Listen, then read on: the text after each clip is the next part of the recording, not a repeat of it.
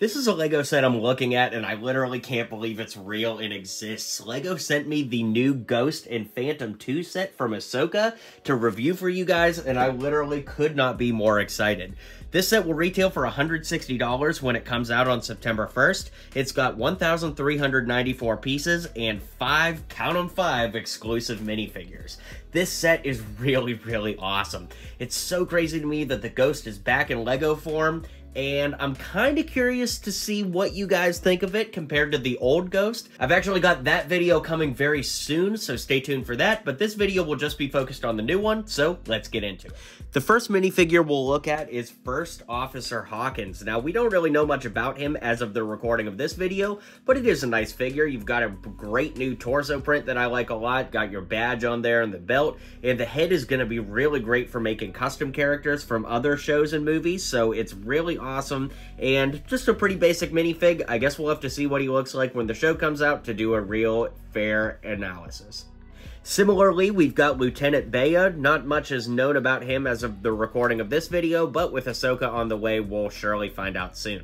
I love the leg printing with those white straps hanging down, and of course the blue and white on the torso looks really great as well. We do use the Mon Calamari head here with a new print to, show that this is a unique character, and I really, really like this one a lot. Up next is Jason Sandola, Hera's son, and this is a really nice minifig as well. Of course, we don't really know what he'll look like in the show just yet, so it's a little early to get too excited, but as you can see, he does have a reversible head. This one will definitely be great for making customs from shows and movies, kind of like Hawkins from earlier, and yeah, it's just a pretty basic, nice minifig, not too much beyond that. Here we've got his mother, Hera Syndulla, our first Hera minifig in quite some time, and this one turned out really great. I do want to put it side by side with the previous Hera Syndulla. I do think that both are very, very cool. Of course, they are depicting completely different outfits, and of course, one is a cartoon and one is live action, so it's not fair to compare them one to one, but it is cool to see them side by side after all these years. Interestingly, the head mold with the, Twi'lek tentacles out of the back is exactly the same piece. It's cool that they kept the same mold, and now we'll switch back to our new 2023 one. Great, great printing all around. We can lift that up to see a reversible head with an angry face on the opposite side, and all around, it's a really nice figure that looks pretty great from the show. And last but not least, we have Chopper. I really like the way that they did Chopper. This time we get printing on the back of the body as well as the back of the head. But I will say, when we compare him to the original Chopper, both do things well that the other doesn't. For example, this one has a rounded bottom, whereas the original Chopper does not. Then, of course, the original Chopper has printing that goes the entire way around the head, like on the sides and the top, whereas the new Chopper doesn't have printing on the sides of the head. There's a gap there, and there's not printing on the top of the head either. So I really could see people going either way with which one they like more. I think both bring a lot of good things to the table, but I guess I would lean a little bit more toward the new one if I had to choose. And finally, that brings us to the Ghost itself. Like I said, it's just hard to even believe this is in front of me right now, and it turned out so great. I really don't think it leaves anything to be desired. I'm having trouble finding things to super complain about because I just love it that much. It's really, really great, and I love that the Phantom 2 is included on the back, so maybe that's the best place for us to start. So, of course, it lifts out, and you can see that there's a hole right there that goes into that connector peg, and then we've got the Phantom 2. Now, as far as how it opens, you just pull it forward like this. The box art shows Jason in there, so we could go ahead and lay him back, a little something like that.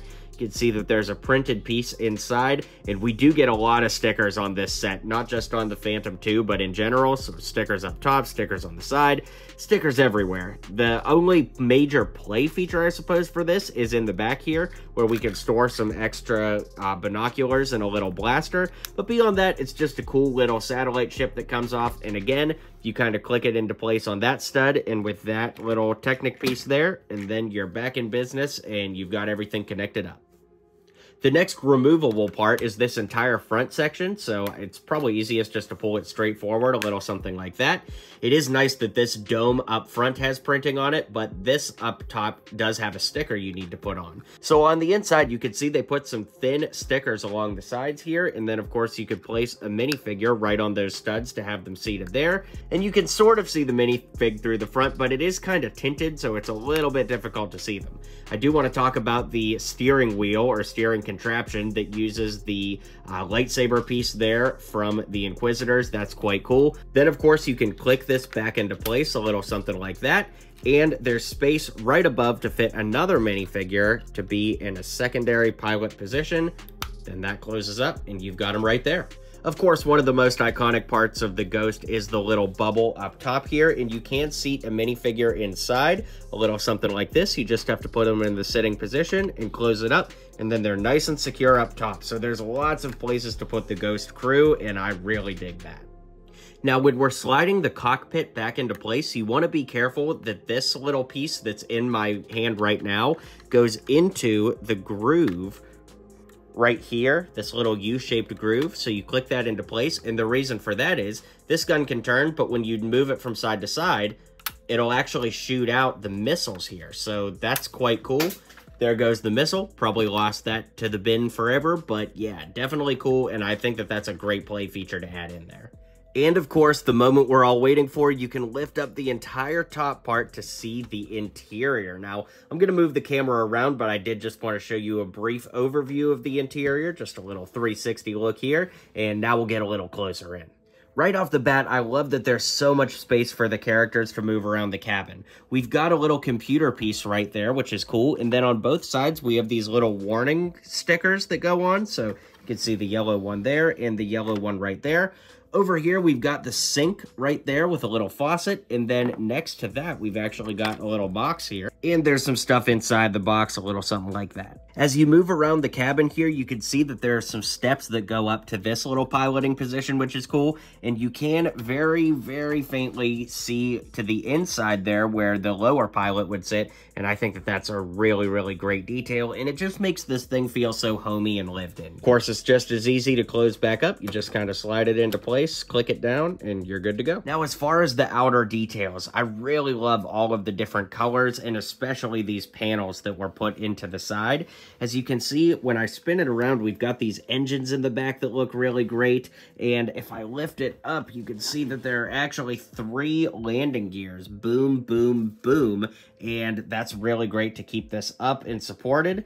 These little doors do move down, so you've got your entryway in and out of the Ghost. And of course, if we flip it around, there's another one on this side as well. All right, guys, well, let me know what you think of this set. Honestly, if you're a Star Wars Rebels fan or even a fan of AHSOKA, I think that this set is a slam dunk for 160 bucks. I'm very grateful LEGO sent it my way, so thanks again to them for that. Be sure to hit like and subscribe down below so you don't miss any future LEGO videos here on the channel.